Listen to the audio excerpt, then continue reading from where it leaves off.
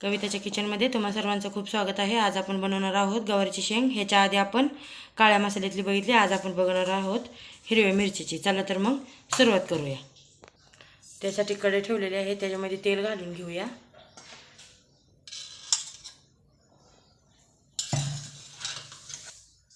ह्यामध्ये जिरी मोहरी घालून घेऊया। थोडासा असा किंचितचा हिंग,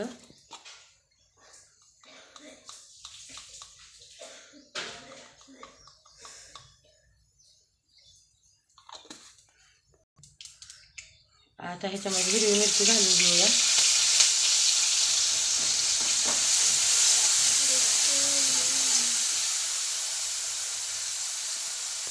हिरवी मिरची छान भाजून घेऊया आणि शेंग नितळून घेऊया आता पाण्यामध्ये।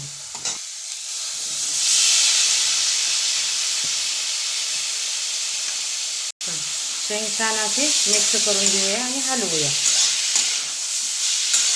चवीपुरतं मीठ टाकूया।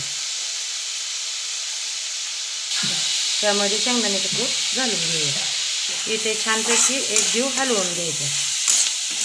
शेंग आता हलवून झालेली आहे। आपण आता हिला 1 मिनिट वाफ काढून घेऊया। 1 मिनिटानंतर आपण चेक करूया।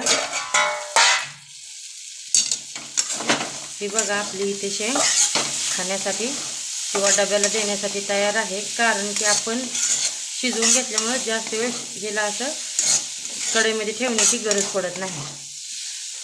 इथे आपली हिरवी मिरचीतली गवारची शेंग तयार आहे। तुम्ही एकदा ट्राय करून बघा, नक्की तुम्हाला आवडेल।